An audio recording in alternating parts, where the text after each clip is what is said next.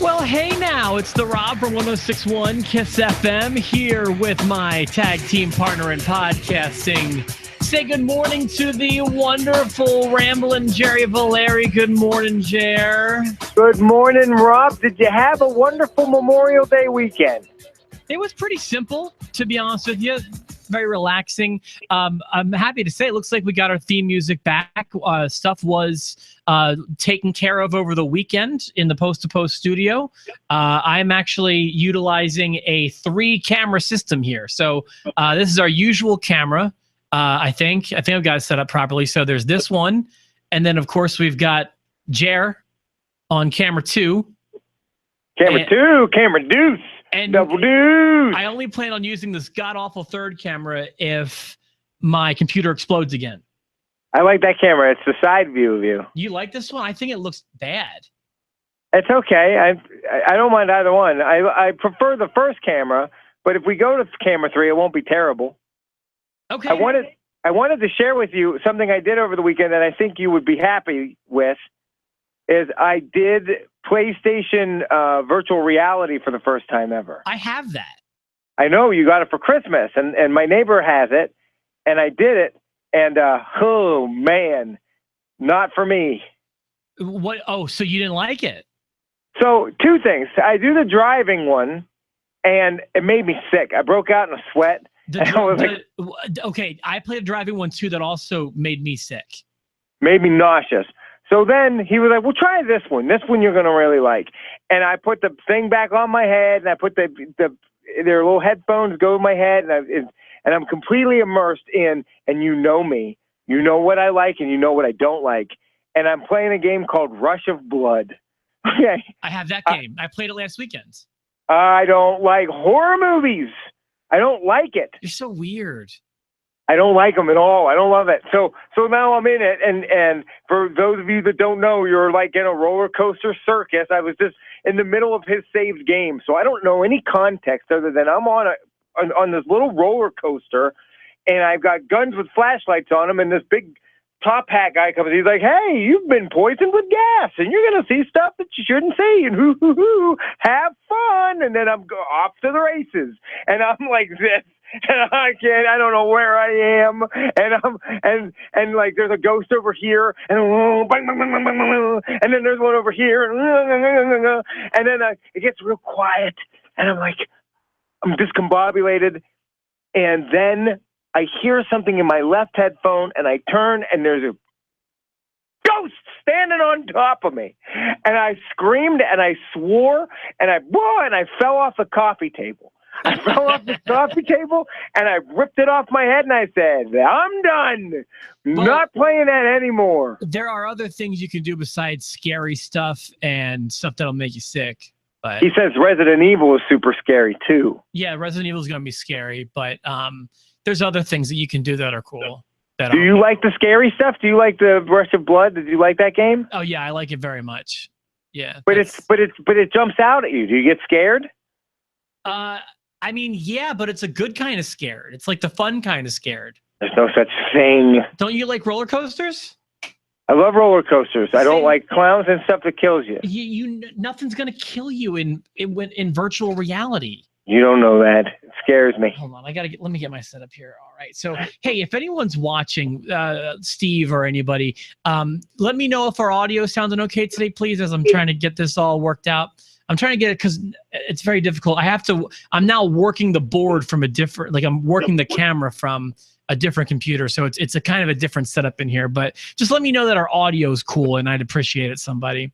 Perfect. You want to jump into Raw? I heard you forgot Raw existed last night. I did. Well, it was twofold. One, it was a holiday, and I kept thinking yesterday was Sunday all day. And then I watched the Penguins. And so I had the Pittsburgh Penguins going on in my head, and I had the fact that I forgot that it was Monday, and I completely missed Raw.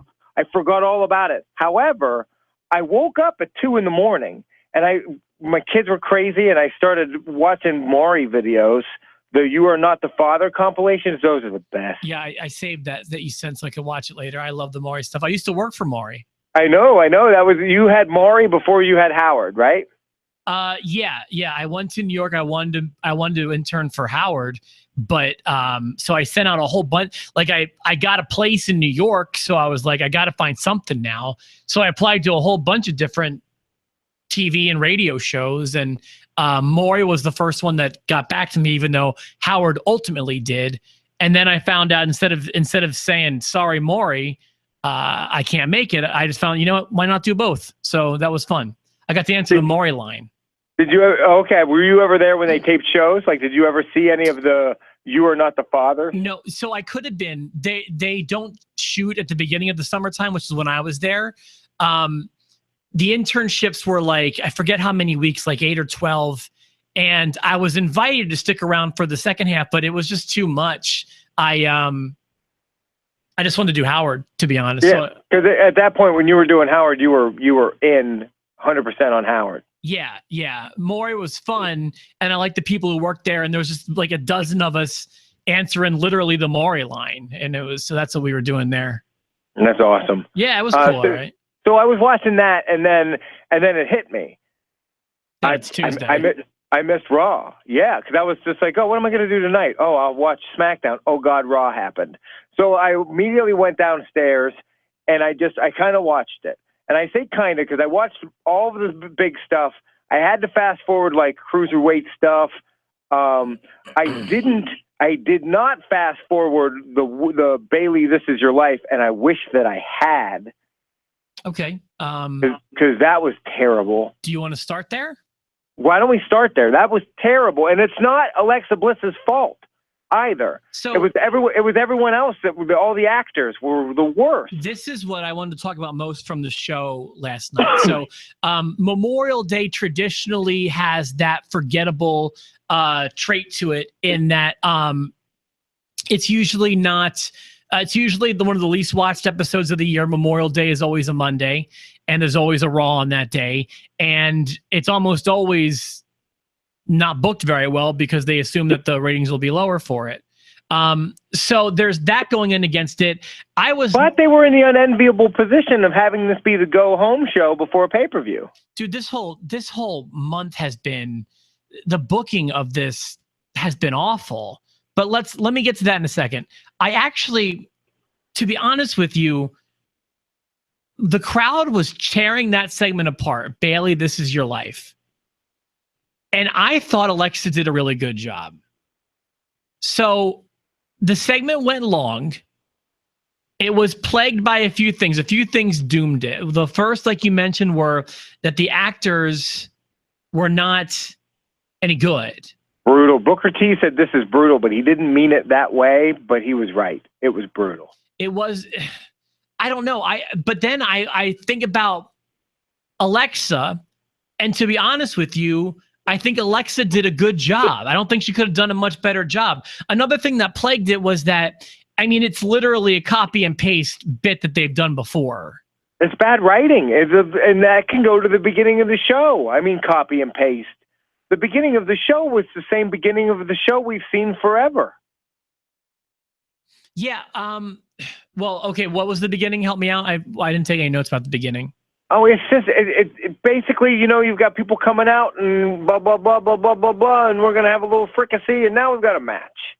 You know, it's just there's no creative way to start Raw anymore. Oh, it was Miz, right? Yeah. Yeah, man. That's tough. And but the crowd didn't tear that apart. The crowd was tearing poor Alexa up, I thought. Yeah. And I don't know. I didn't hate the segment, and I think that everything that was bad about the segment wasn't her fault. I agree with half of it, because I hated the segment, but I don't blame her. So was it just that the other people involved? Is that the problem? The other people involved, then it was a bad idea. I didn't like any of it, other than the fact that, like, she's good. She just was put in a bad position, you know? It's kind of like when Kevin Nash has to come out dressed as Oz. You know, you get somebody talented doing something stupid, and it doesn't have to work. So, and like I said before, when Rock and Mankind did it, when Mankind had This Is Rock's Life, you had a former teacher, you had an ex-fling, and with Rock, you had a coach. So with Bayley, you have a former teacher, you've got a former fling, and this time instead of a coach, you had a best friend. It's just like, man, they don't put any thought into this stuff. Right. And when they did it with Mankind and The Rock, I loved it. Yeah, everyone loved it. It was the highest rated segment in the history of Raw. It's the biggest. Really? Yeah, that's the number one. It had like an 8.9. No, there's never been a more watched segment of wrestling live than that one. That's awesome. I did not know that little tidbit. Yeah, so obviously it was big, and it lost something when Alexa did it. But I look back and I don't know, it wasn't Alexa's fault. It did run really long.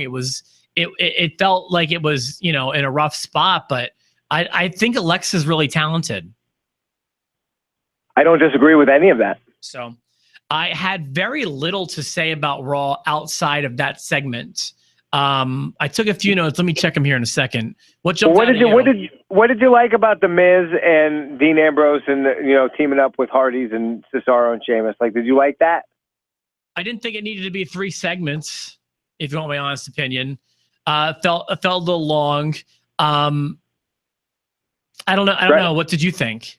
Dragging it out. I think The Miz is awesome as always. I think I just want us to get to the point where I feel like with that feud, we're getting to the point where The Miz will be Intercontinental Champion. I don't understand where they're going to go with the Hardys and Cesaro and Sheamus, because at this point, the Hardys just keep getting the upper hand more times than not. Unless Sheamus and Cesaro get the belts at this point, they really just extended that and made that heel turn to be buried. You're talking about Cesaro and Sheamus? Yeah. I mean, that's so. I don't know that losing to the Hardys in a cage match will be a burial. I'm not even sure they're going to lose. Yeah, they might not. Yeah, I mean, I think it's too soon to declare them buried. I don't even honestly, Jer, outside of the main event in that tag match, I don't know what's happening. Let's see. Let me see how much of the card I can name. The cruiserweights bored me. They were okay, I thought. Did you see the outcome of the Neville match?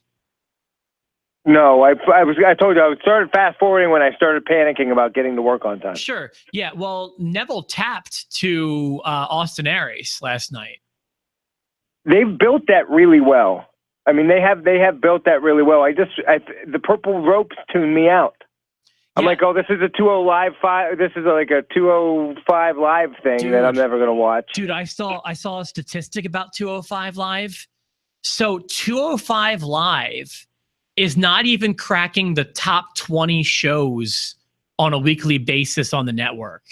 Oh no! It's getting, people are watching more a 3-month-old episode of Ride Along more than they're watching 205 live. I believe it. I'm going back and watching stuff like that. I'm going back and watching Breaking Ground. I guarantee that's probably getting more than 205. Yeah, I didn't realize how many, or not Breaking Grounds, but I didn't realize how many 24s I was behind. Those 24s are great. Yeah, I watched the Dallas one last weekend, and I didn't realize that there were still like 2 or 3 more I have to watch.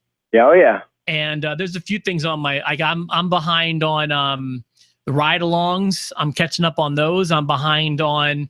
They also have some 24 style documentary little ones, but they're like minis. Like they have the New Day getting ready for their to host WrestleMania that I thought was a really good one. That was only 24 minutes. Where can I find those? I find it in like recommended.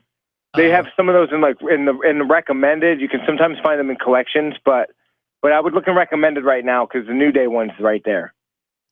Are there other ones? There was. I can't remember what it was. Gotcha. Okay. I was pretty drunk on Saturday night. Sure. Fair enough. There was a jobber appearance. Zach Evans did the job for Elias Sampson last night. I like that Elias isn't going to be a jobber himself, at least not right now. Yeah, I mean, we need some fresh meat in that mid-card spot right now. So I'm excited that he's, at least a part of. He's got a spot at least. Like I feel like the Intercontinental scene. You've got 2 people. I feel like you've got Ambrose, Miz, and nobody else. And there you have it. Which is the real problem. Like, man, I hate to keep coming back to this, but we're now a year out almost. July makes a year, and I'm just not. It started off strong, like I told you it would, and now I'm just not happy with the brand extension in general. It's frustrating. Because they keep having these giant main events with all these guys. I mean, you could have a really strong mid card, but you'd have to put a couple of people in there that you might not want in the mid card right away, like Samoa Joe.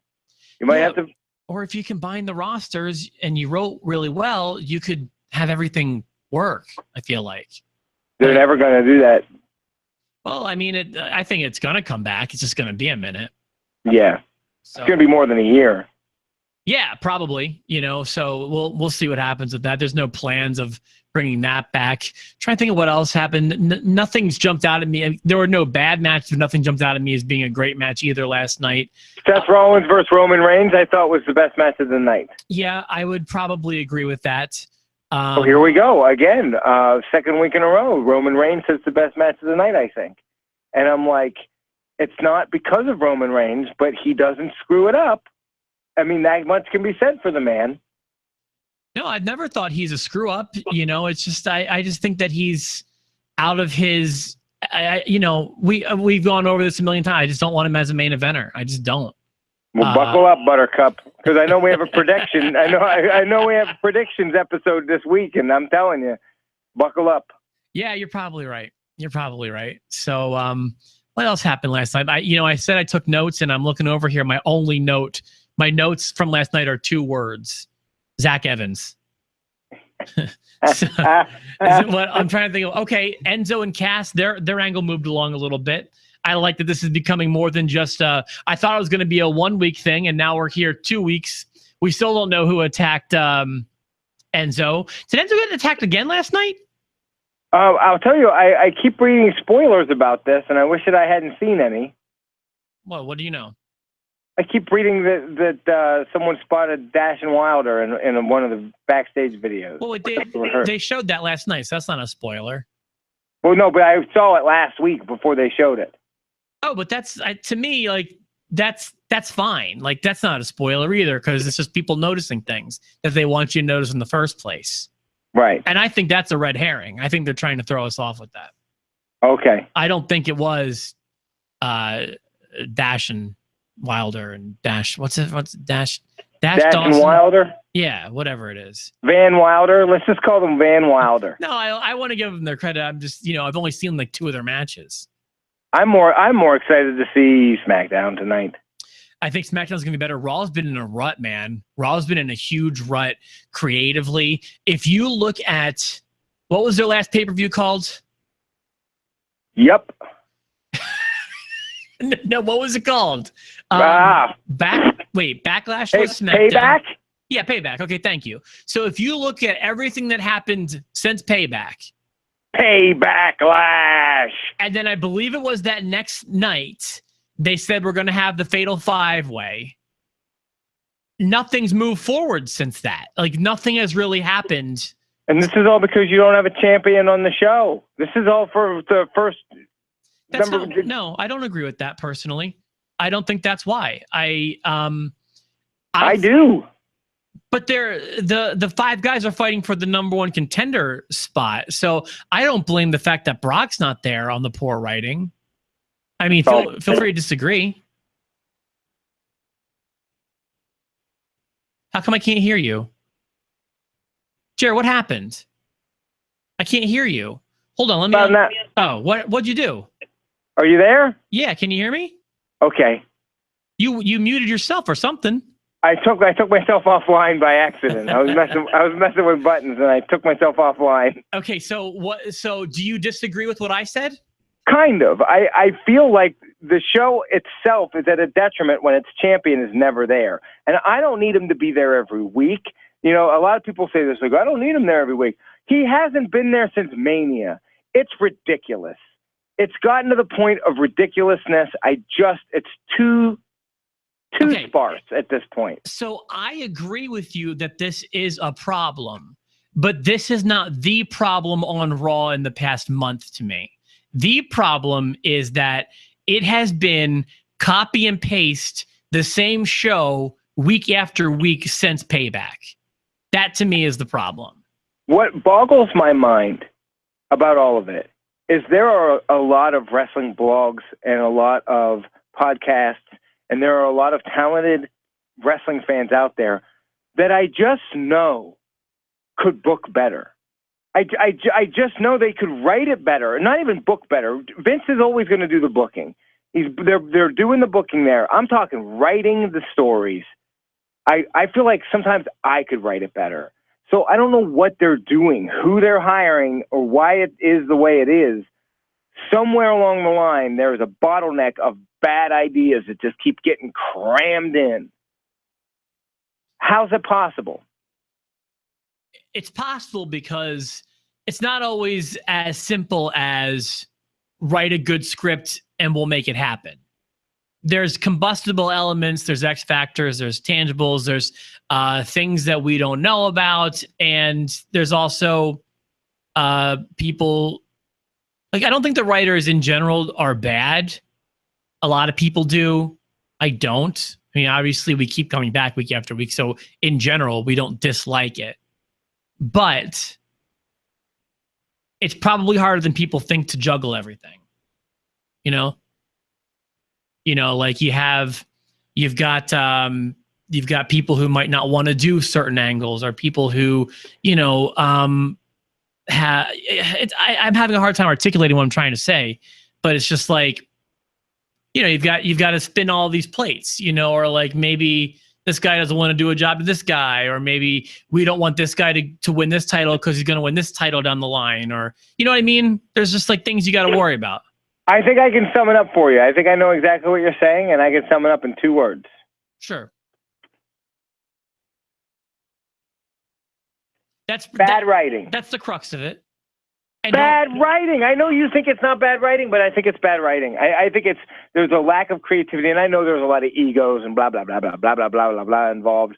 But at the same time, give us something. You're working with 5 top talents here in your main event, and I could give a crap. I'm just sitting here hoping Roman Reigns doesn't win. I'm gonna give you 2 words here in a second. I'm gonna tell you the problem. Vamp for me if you could. Can you keep going? Okay, yeah, I can keep going. I can keep talking. But this is what happens when I have to vamp. I don't say anything of consequence. I'll just fill with words. It's going to be, hey, happy birthday, Jake the Snake Roberts. Happy birthday, Jake the Snake Roberts. Here, so Jerry's 2 words are bad writing. Right. Here's my 2 words.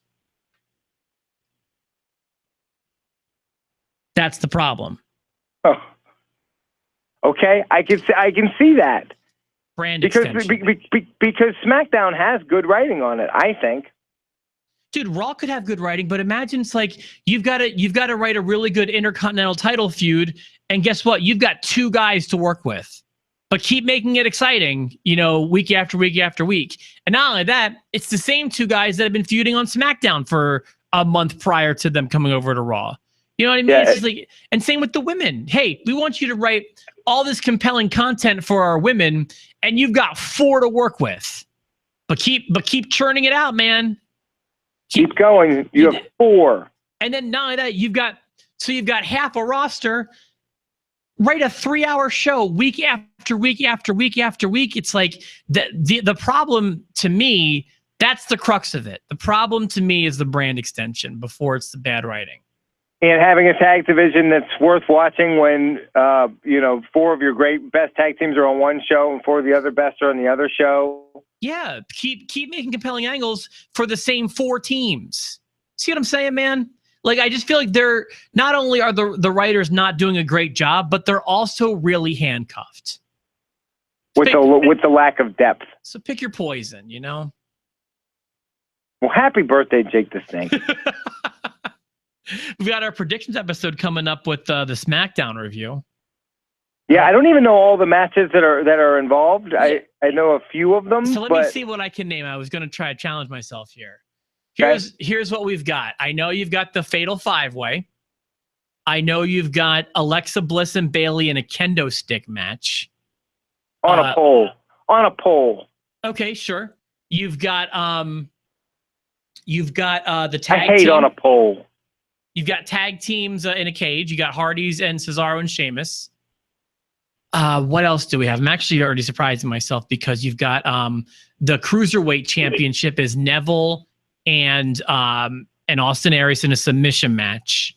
I'm going to try to double check you here as we go. I can't think of anything else off the top of my head though. I'm trying to think. What's Strowman's not on it? Who else could be on it that I'm not thinking of? I don't have anything for Sasha. Who else am I missing? Okay, so there's got to be. I would think maybe Miz and Ambrose, but yeah. Okay, so you have the Fatal 5-Way, right? Yeah. And then you've got the Ambrose and Miz with that disqualification stipulation. Oh, okay, I forgot about that. That's right. Sure. Oh, Alexa Bliss and Bayley with the kendo stick. Got that one. There is a mixed tag match that's been announced. Well, there was one on Raw last night. Or no, it wasn't a mixed tag last night. So you're going to have Rich Swann and Sasha Banks versus Noam Dar and Alicia Fox. Yeah, they gave us one. Where did Sasha Banks and who's she with? Alicia Fox. No. Sasha Banks, who's her male partner? Rich Swann. When did they become a thing? Last night. They just came out together. Yep. I don't remember them coming out before that ever. Okay. Did something happen on 205 Live? If it did, no one will ever know. I have a better chance of seeing Talking Smack than 205 Live. I'm telling you right now. And then you've got Austin Aries and Neville in a submission match. Is that it? That's what WWE has listed right now. Oh, I'm sure they'll have to add to it because there's only 1, 2, 3, 4, 5 matches that I count. So they're going to have to add to it. Plus, there'll probably be something on the pre-show. I would think I think they got that at least 2-3 matches still. Because there's not one of those matches outside of the main event is something I want to see go longer than 30 minutes. Why haven't they booked this? What is this? This is terrible, man. And then you're going to come back and give it a B+, and it's going to be a thing. I'm going to give it what do you mean? I'm going to give it a B+. If it's a good show, if it's entertaining. Yeah, but I mean, like, if it's as solid as it was, Backlash was solid, right? Jinder Mahal, the Maharaja, that was a good pay-per-view. Okay. I don't want to go back to this. I'm just telling you. Okay, I don't think I'm going to give this a B+, but I don't know. It depends. If the Hardy Boys win and Roman Reigns loses and The Miz wins and Alexa Bliss wins.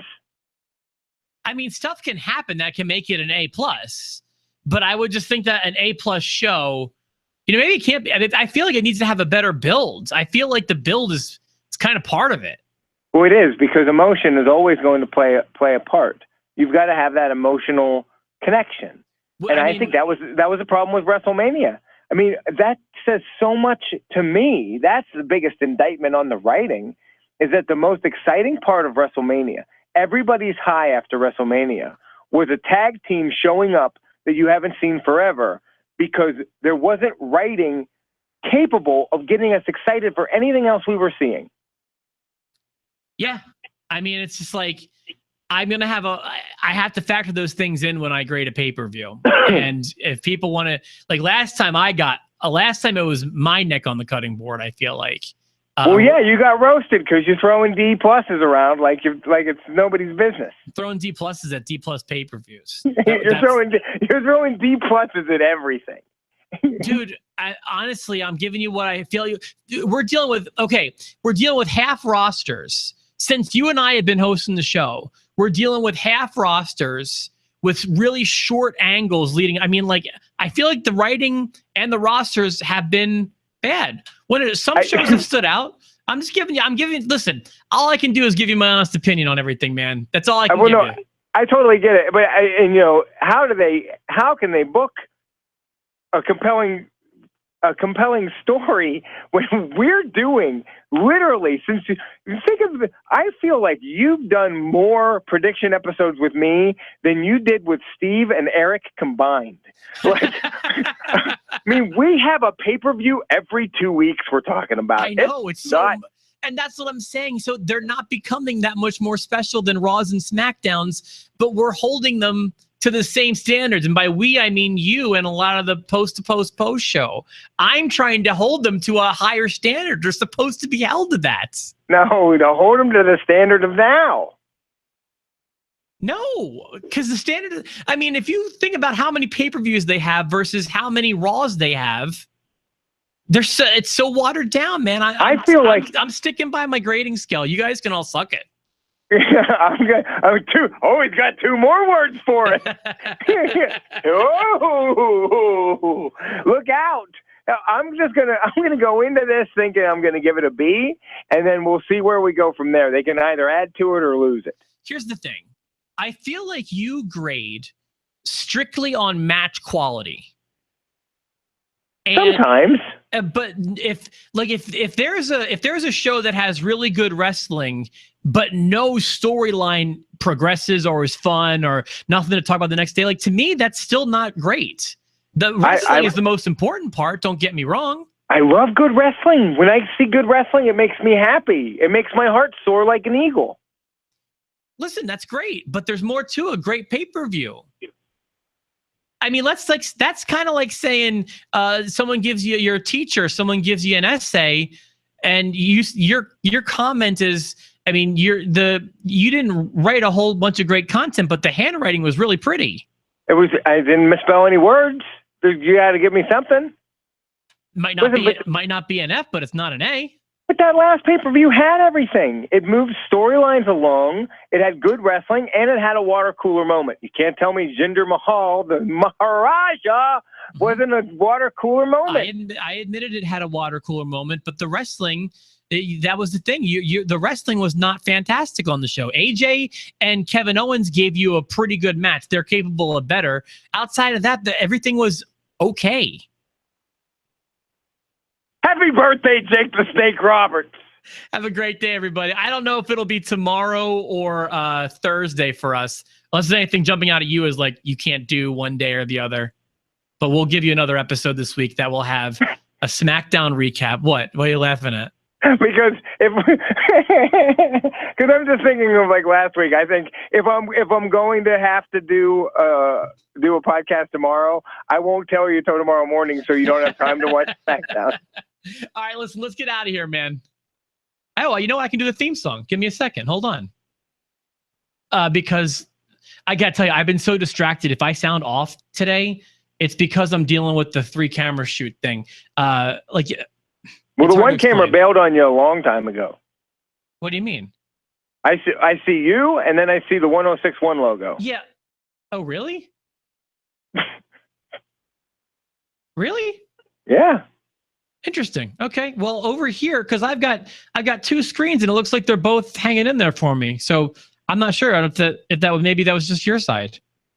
I don't know. Who knows? Yeah. Well, either way, if I sounded off, that's why. But I'm just happy that this is optimistic for maybe my computer got fixed here in the studio. So let me just. What's that? We made it. Yeah, we did. How come? To quote Barry. Oh, you know what? I almost sang a Barry Manilow song, and then you'd yell at me. Don't blame me for the legalities of YouTube. I was gonna sing "Looks Like We Made It," but then I know that the whole podcast would have been shot. I had to pull it down. I'm sorry. Don't blame me. It's copyright. For myself, the Rob, my tag team partner, Jerry Valeri. Have a great day, everybody. We will see you later this week for a predictions episode. Extreme Rules, all 4 matches of them. We're going to have thoughts on them. I have 4 words for you. Happy birthday, Jake Roberts!